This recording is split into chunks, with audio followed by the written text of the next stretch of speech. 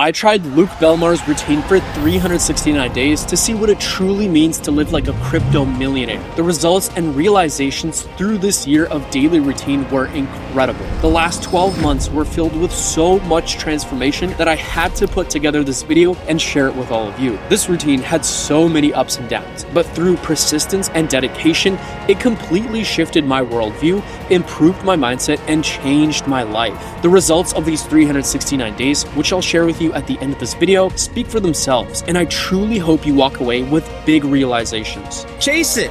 Like your life depends on it, because it does! It's your fucking life, bro! What am I willing to sacrifice in order to make it? What bad habits do I have to put down? What bullshit have I been taught that isn't real? There is no going back from this, guys. For the rest of your life, there is no going back. You know too much. You know that you're capable of so much more, and this is exactly what I believe Luke Belmar embodies. Throughout this year, I followed many of Luke Belmar's suggestions and clues to success as I documented the entire process of the Luke Belmar routine for one entire year. Welcome to the 369 days of the Luke Belmar routine. Let me quickly introduce myself. My name is Mark, and I'm a video creator and digital entrepreneur. I've been filming and creating videos for the last decade, and now I finally shifted my focus to fulfilling my own goal of becoming a YouTube creator. Our world has shifted so much in the last few years, and I truly feel that there's a war out for our masculinity, personal achievement, and happiness. This is exactly why I decided to create a routine from Luke Belmar's advice. For the last year, I have been picking up on key datasets, realizations, and advice from various Luke Belmar podcasts, vlogs, and tweets. So what does the Luke Belmar routine consist of? The daily routine consists of a 15-minute morning walk with no phone, 15 minutes of stretching, a drink mixture of spring water, chlorophyll, salt, and lime, 100 pages of reading, and ending it off with 1 hour of working out. My exercise this year consisted of CrossFit, going to the gym, and running. The book topics I decided to focus on this year were fueled by truly valuable information that I believe school completely neglects to teach us about. I focused on reading about banking, politics, business, personal development, Web3, and finance. With all the reading I was about to undertake, I had a very specific goal. I wanted to answer the question, what is money? After an entire year, I finally found the answer, which I'll share with you at the end of this video. And last but not least, I severely limited my access to social media, focused on eating clean, and cut out all tap water. Now that we have that out of the way, let me catch you up on how the last 369 days went on the Luke Belmar routine.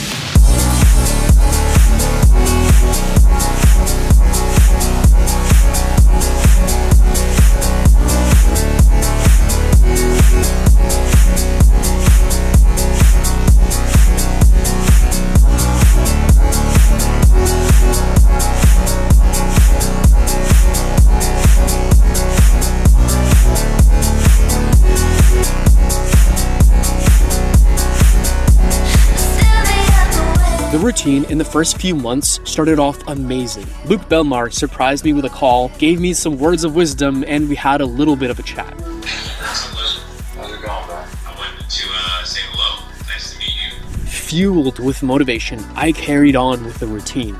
I was flying through reading, getting through some incredible books like The Alchemist, Lords of Easy Money, Influence, and many more. These books started to shift many of my worldviews and perspectives, especially on banking and money. I started to uncover how the financial system works with fractional reserve banking. This grew a burning desire inside me to find out more of who controls the banking, the ways to preserve your money, and of course, to answer the question, what is money? One of my favorite books during this period was The Alchemist. I had several friends tell me that this was their favorite book, but honestly, the title threw me off. Now that I was flying through books though, I gave it a shot, and it's still one of my favorite books to this day. I won't spoil it, but it's incredibly helpful to inspire you to trust the process and follow your heart in whatever you do. On the other hand, the gym was also going amazing. I was training hard and my weights consistently kept increasing, and I had much more endurance during the workouts. I started running, more consistently, and through that, I noticed that I was keeping my pace the entire time without even taking breaks. As I found my pace and rhythm, I started to enjoy the morning walks, stretching, and drinking the chlorophyll drink. All this momentum took me into the next couple of months through the winter and into the new year.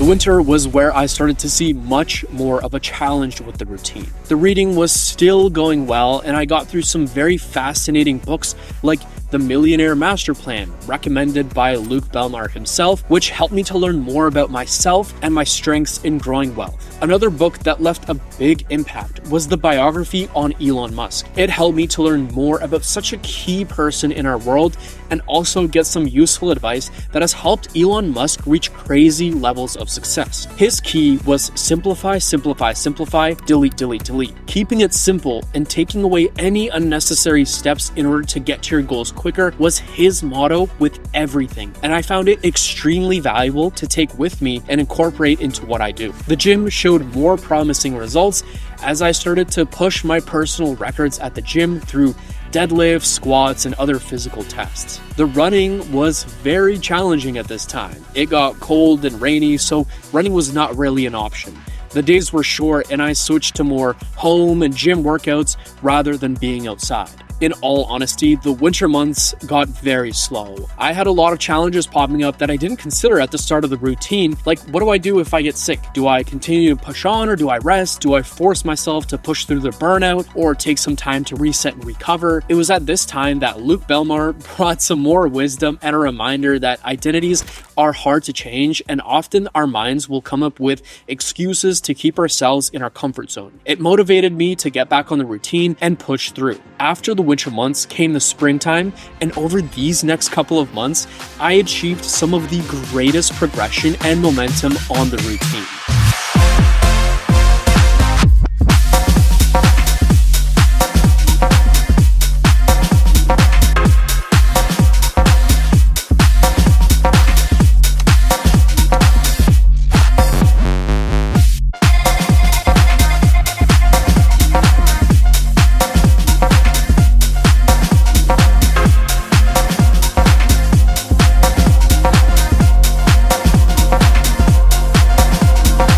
Over the next couple of months, I hit an incredible stride on the routine, learned a ton, and had so much progression. As for reading during this period, I read some incredible books. I was really hesitant on reading The Psychology of Money by Morgan Housel, since usually the books that are super popular don't hold much substance, but this book definitely surprised me. The advice in the book was timeless and genuinely gave me a better outlook on money and habits. Another largely influential book that took a while to read but was so worth it was The Creature of Jekyll Island. This book was definitely amongst the top influential reads about finance and overall worldview.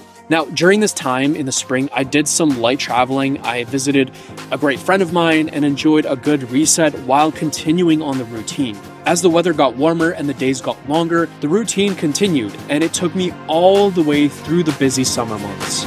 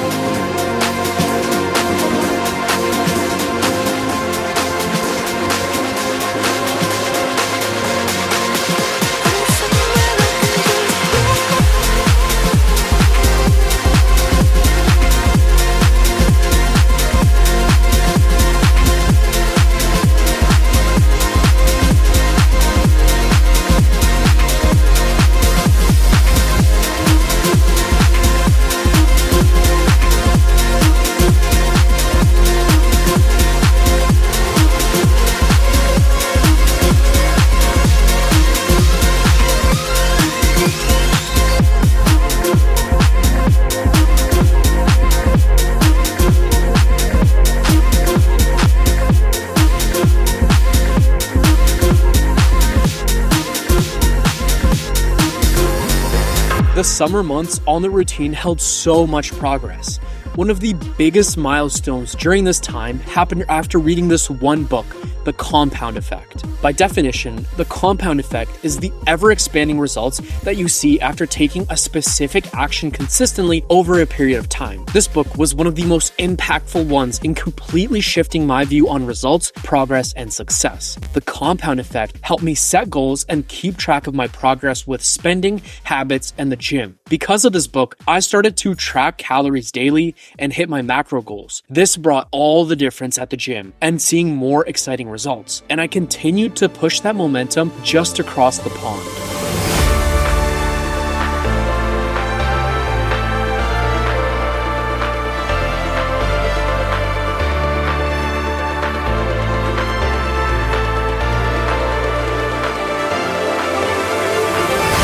Most of you might not know this, but I was originally born in England, so it holds a special place in my heart. I spent some time here during the summer, visiting a bunch of my favorite spots and enjoying a bit of family time. I also got to visit some iconic places that many of you might know. I'm in Leicester Square right now. Yeah, it's pretty funny to see some of the places that Luke filmed in his vlog. I'm not going to talk to the guy because I don't need my phone fixed or anything, but yeah, it's kind of cool. It's kind of cool. We're in London, sightseeing for the day, so we're going to continue exploring before it starts raining here. Throughout my traveling and exploring, I continued reading, stretching, and getting lots of sun. A little while later, I took another quick trip to the nearby country of Lithuania, and this country honestly shocked me with how safe, clean, affordable, and beautiful it was. While I stayed here, I continued my routine, enjoyed a slower pace of life, and really just made the most out of it.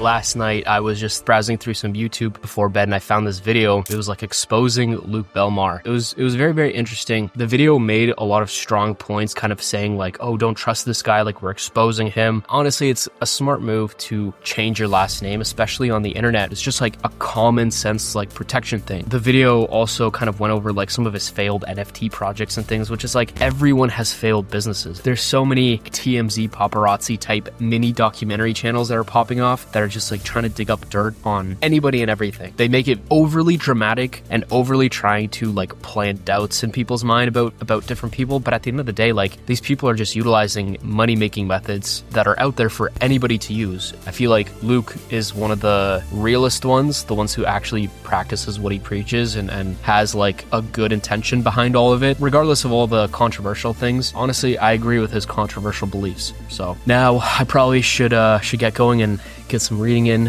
while the sun's in the clouds so it doesn't cook me.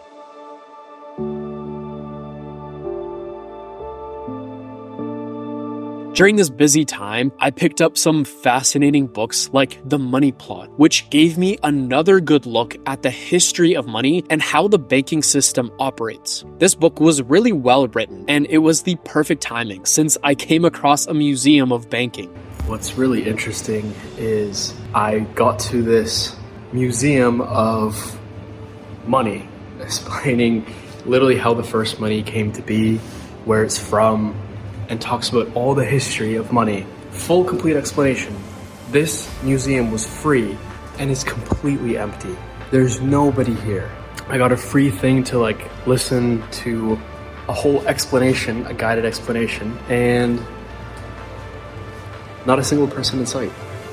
Anyways, back to the books. Of course, there was also The Compound Effect, which is still one of my favorite books to this day, and I often find myself referring to this book in my mind on a weekly basis. The gym was also going incredibly well, and I found a good pace and rhythm while keeping my weight steadily increasing. I tried new sports and learning new skills, and had a great time taking on more challenge like a 7-day backpacking hike with my dad through the wilderness, which proved to be a big push out of the comfort zone.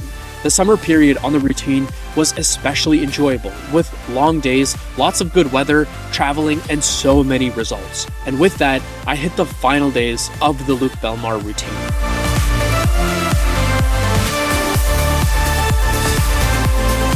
Now, let's get into what you've all been probably waiting for, the results. I'm going to break down all of the results on this routine using 3 main pillars: reading, fitness, and mindset. Before I do that, I wanted to share with you how I finally answered the question that I was trying to answer all year long. What is money? After the dozen or so books that I read on finance and banking, it took me all the way to the last one to finally answer that question. At the beginning of this journey, I learned that money was medium of exchange, a store of value, and a unit of account. This was a basic definition, and I feel like it truly didn't answer the question. I felt like there was so much more to it, so I kept digging. I read some impactful books like The Creature of Jekyll Island, The Money Plot, and The Bitcoin Standard, all which gave me an insightful look into the history of money and banking, but didn't answer the question. So I continued the search, and it took me all the way to a random bookstore in London where I found my answer. Can't we just print more money? Written by the Bank of England. It was in this book that I found the answer. Are you ready? Money is a system of mutually agreed trust. Money is a system of trust. Finally, things started to connect, and all the reading, thinking, and studying had finally come together in a single moment. Money is energy. It flows like water. The reason it flows, however, is because of trust. We trust that our money will provide us with the things that we need, just as we trust in the people giving us these services, and we trust in the product enough that we exchange our value for it, money. We work with people that we know, like, and trust, and it's literally written into our money and into our banking system. Money is a system of trust. Once I understood this definition, I had so much clarity. With that, let's touch on the first pillar, reading. I ended up finishing 65 books. That's more than I've read over the last couple of years all combined. I focused on reading books in areas that I felt school had completely ignored teaching us. Finance, personal development, banking, mindset, and the future. I learned so much throughout this period, and my overall understanding of the world increased exponentially. Now moving on to the second pillar, fitness. This year, I got in significantly better shape and learned a huge lesson. If you exercise, but you don't get your protein and nutrition in the right place, your efforts are going to be disappointing. The majority of the progress I saw at the gym happened when I took my protein intake seriously. Overall, throughout everything that I learned, instead of going crazy with exercise and exhausting my body, I see the best results when I focus on operating consciously and eating right, as well as getting enough rest for my body to recover. Now, moving on to the last pillar, mindset. For mindset, I took in one idea above everything that has completely transformed the way I see success, progress, and achievement. This one idea was the compound effect. You see, the compound effect is the idea that throughout a series of consistent action, your results begin to exponentially increase. This was a tough pill to swallow, especially in a world where we want everything so quick. As the months went by, I noticed over and over again how I would only notice benefits after sticking to something for much longer than expected. This burned a deep realization into my mind. If you don't have patience, you won't stick to something long enough to see it pay off. This idea of the compound effect is something that I use every day in my life, and I structure all of my big decisions around it. The book that unlocked this big realization was The Compound Effect by Darren Hardy, which I definitely recommend you check out. All in all, this routine was like a gift that kept on giving. It taught me more about myself than I had learned in the last few years. It forced me to take on challenge, break my old habits and limiting beliefs, and create a new version of myself. I learned about commitment, consistency, failure, and achievement. I read books that completely shifted my worldview and helped me develop a better understanding of our future. This was a truly life-changing period in my life, and I wouldn't trade it for anything. I learned that anything is possible while leading a life truly in alignment with yourself and your highest aspirations. Now, personally reflecting back on this 369-day journey, I think one of the things that made this series so good from an outside perspective was the good-hearted masculinity. I feel like it's something that we're truly missing these days, and it's something that so many men are searching for. This is exactly what I think Luke Belmar captures through his content and why it resonates with millions of people. This entire series was a result of Luke Belmar sharing his message and speaking the truth. So, to Luke, thank you for inspiring me so much that I picked up a camera and decided to change the only thing that I could, myself and my inputs. This was an incredible year, and to anyone looking to change their reality, I recommend taking it one step at a time and finding the key through your daily routine. And with that, this challenge is over, and I leave you with some parting wisdom. The future is merely what? The cumulative of every single day put together. So it's the cumulative of every single day efforts consistently over an extended period of time Right. that are going to dictate whether you win at life or not. Compound effects, right?